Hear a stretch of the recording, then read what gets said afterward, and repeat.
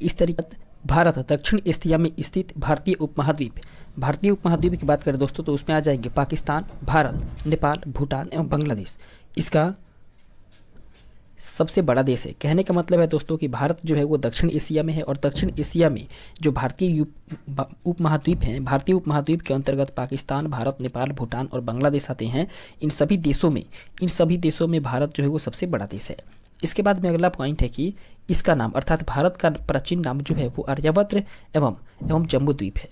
कहने का मतलब है कि भारत जो है उसका प्राचीनतम नाम रहा है दोस्तों आर्यावर्त और जम्बूद्वीप। इसके बाद में अगले पॉइंट को देखें तो कह रहा है कि अधिकांश भारतीय जो हैं वो काकेशियाई या काकेसाइड मानव प्रजाति समूह से संबंधित है, जबकि सर्वप्रथम ईरानियों ने ही भारत को हिंदुस्तान और यूनानियों ने इसे इंडिया कहा था। कहने का मतलब है कि भारत को हिंदुस्तान कह के पुकारा था सबसे पहले ईरानियों ने और भारत को इंडिया कह के पुकारा था दोस्तों सबसे पहले यूनानियों ने। इसके बाद में नेक्स्ट पॉइंट है कि भारत के उत्तर में नेपाल, भूटान एवं चीन है, जबकि दक्षिण में श्रीलंका एवं हिंद महासागर है। वहीं बात करें भारत के पूर्व दिशा के बारे में तो भारत के पूर्व दिशा में है दोस्तों बांग्लादेश, म्यांमार एवं बंगाल की खाड़ी, जबकि पश्चिम दिशा में है पाकिस्तान एवं अरब सागर।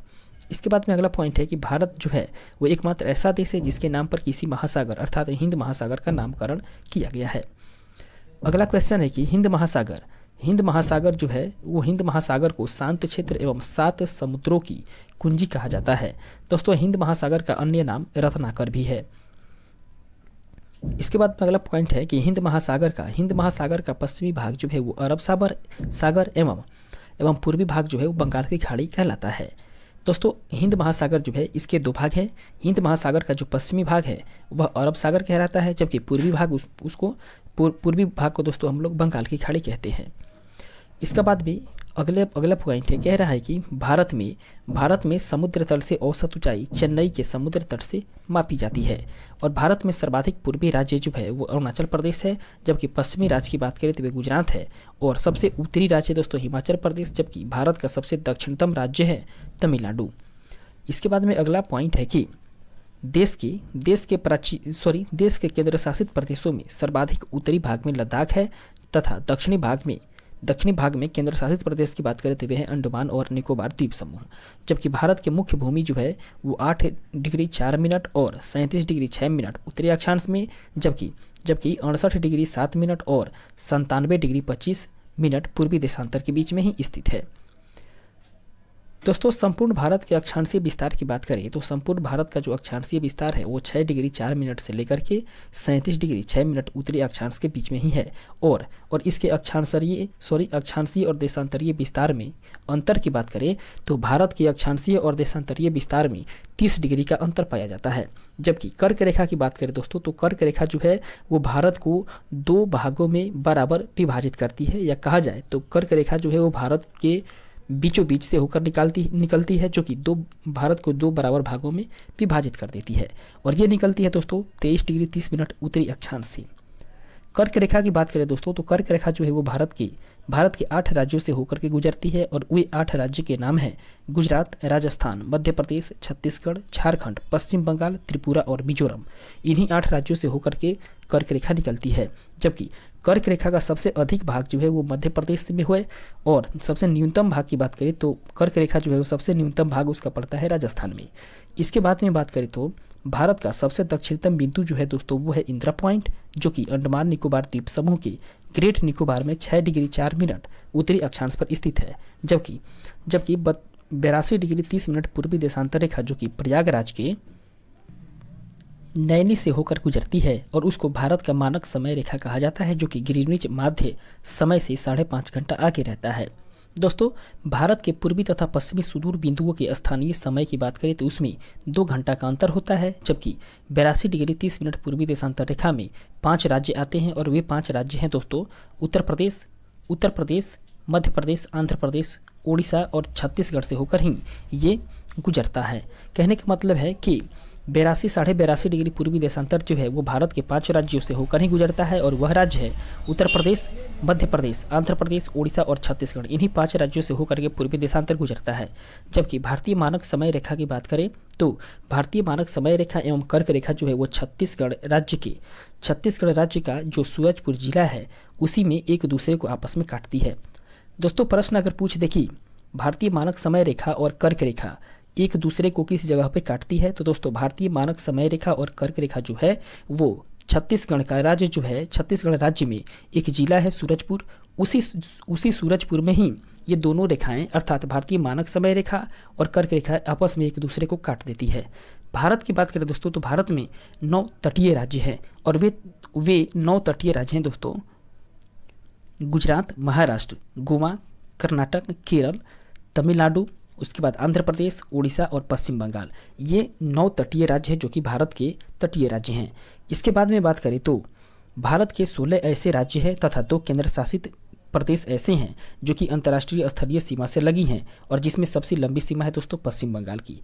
कहने का मतलब है कि भारत के 16 राज्य ऐसे हैं दोस्तों जो अंतर्राष्ट्रीय स्थलीय सीमा से लगी हुई है और इसके साथ ही 2 ऐसे केंद्र शासित प्रदेश भी हैं जो अंतर्राष्ट्रीय स्थलीय सीमा से लगी हुई हैं और इनमें सबसे लंबी सीमा की बात करें तो सबसे लंबी सीमा है दोस्तों पश्चिम बंगाल की। जबकि केंद्र शासित प्रदेश की बात करें तो केंद्र शासित प्रदेश पुडुचेरी जो है वो 3 राज्यों में फैला हुआ है जिसका जिला है यनम आंध्र प्रदेश का, उसके बाद में कराईकल एवं पुदुचेरी वह दोस्तों तमिलनाडु का और माहे केरल में स्थित है। कहने का मतलब है कि केंद्र शासित प्रदेश जो पुदुचेरी है वो इन्हीं 3 राज्यों में फैली हुई है और वह राज्य है आंध्र प्रदेश, तमिलनाडु और केरल। इसके बाद में आगे बढ़ते हैं। इसके बाद में बात करें दोस्तों तो भारत में कुल 20 राज्य स्तर रुद्ध हैं जिनमें से 5 राज्य जो हैं और ये 5 राज्य हैं हरियाणा, छत्तीसगढ़, तेलंगाना, मध्य प्रदेश और झारखंड। और ये ऐसे 5 राज्य हैं जो भू अवस्थित हैं और जिनकी सीमा अंतर्राष्ट्रीय सीमा को स्पर्श नहीं करती है। कहने का मतलब है कि भारत में कुल मिलाकर के 20 राज्य ऐसे हैं जो कि स्थल रुद्ध है अर्थात वे लैंड लॉक्ड हैं और इनमें से इन 20 राज्यों में से 5 राज्य ऐसे हैं जो कि और वो 5 राज्य हैं हरियाणा, छत्तीसगढ़, तेलंगाना, मध्य प्रदेश और झारखंड। और ये 5 राज्य ऐसे हैं जो कि भू अवस्थित है और जिनकी सीमा अंतर्राष्ट्रीय सीमा को स्पर्श नहीं करती है। इसके बाद में अगला पॉइंट है कि उत्तर प्रदेश वो सर्वाधिक राज्यों कुल मिलाकर के भारत के 8 राज्यों और दिल्ली को स्पर्श करने वाला राज्य है। जबकि उत्तर प्रदेश की सर्वाधिक सीमा जो है वो मध्य प्रदेश से लगी हुई है और सबसे कम की बात करें तो सबसे कम हिमाचल प्रदेश से लगी हुई है। दोस्तों भारत की प्रादेशिक जल सीमा तट से 12 समुद्री मील है जिस पर भारत का अधिकार है। दोस्तों भारत का जो प्रादेशिक जल सीमा है वो तट से 12 समुद्री मील है जिस पर भारत का अधिकार है। इसके बाद में बात करें तो 1 समुद्री मील अर्थात 1 नॉटिकल मील जो है वो 1.852 किलोमीटर के बराबर होता है और भारत का संलग्न क्षेत्र जो है वो तट से लेकर के 24 समुद्री मील तक है जिस पर भारत को सीमा शुल्क वसूली एवं वित्तीय अधिकार प्राप्त है। इसके बाद में बात करें तो भारत का अनन्य आर्थिक क्षेत्र की बात करें तो ये तट से 200 समुद्री मील तक है जिस पर कि भारत को सागरीय जीवों तथा समुद्री खनिजों की संरक्षण एवं वैज्ञानिक अनुसंधानों का अधिकार प्राप्त हुआ है। दोस्तों भारत का सर्वोच्च पर्वतीय शिखर की बात करें तो भारत का सर्वोच्च पर्वतीय शिखर गॉडविन ऑस्टिन या K2 है जो कि काराकोरम श्रेणी लद्दाख में स्थित है। और इसके अलावा बात करें तो धनुषकोडी जो कि पंबन द्वीप तमिलनाडु राज्य में है वह भारतीय क्षेत्र का अंतिम शहर है। दोस्तों भारतीय क्षेत्र के अंतिम शहर की बात करें तो वह धनुषकोडी और धनुषकोडी जो है वो पंबन द्वीप में है तमिलनाडु राज्य में। इसके बाद हम लोग आगे बढ़ते हैं। इसके बाद हम लोग जानते हैं दोस्तों जानकारी प्राप्त करते हैं भारत एक दृष्टि में। इसके बारे में हम लोग जानें तो पहला कह रहा है कि अवस्थिति अर्थात भारत की अवस्थिति जो है वो उत्तरी गोलार्ध एवं पूर्वी देशांतर में है। बात करें दोस्तों भारत की अवस्थिति के बारे में तो भारत की अवस्थिति यदि गोलार्ध के अनुसार से देखें तो उत्तरी गोलार्ध में है और देशांतर की बात से करें दोस्तों तो पूर्वी देशांतर में है। कहने का मतलब है दोस्तों कि ये जो है मानता हूँ ये पृथ्वी है, टेढ़ी मेढ़ी है लेकिन हम लोग इसे पृथ्वी मानेंगे। इसे यदि हम लोग 4 भागों में विभाजित करें तो भारत की अवस्थिति जो है वो उत्तरी गोलार्ध में हो जाएगी और पूर्वी देशांतर में हो जाएगी अर्थात उसकी स्थिति यहाँ पे हो जाएगी। फिलहाल हम लोग आगे बढ़ते हैं और बात करते हैं इसके अगले पॉइंट के बारे में। भारत की आकृति जो है दोस्तों वो है चतुष्कोणीय, जबकि भारत की राजधानी नई दिल्ली है और भारत का जलवायु जो है वो मानसूनी जलवायु है। दोस्तों भारत में कुल राज्यों की बात करें तो भारत में राज्यों की कुल संख्या है 28 जबकि केंद्र शासित प्रदेशों की संख्या 8 है। वहीं भारत के क्षेत्रफल की बात करें तो भारत के क्षेत्रफल है 32,87,263 वर्ग किलोमीटर जो कि विश्व के क्षेत्रफल का भारत का 2.42% है। वहीं अगर क्षेत्रफल की दृष्टि से देखें तो क्षेत्रफल की दृष्टि से विश्व में भारत का स्थान 7वां आता है, जबकि क्षेत्रफल की दृष्टि से एशिया में बात करें तो क्षेत्रफल की दृष्टि से एशिया में भारत का स्थान दूसरे स्थान पर आता है।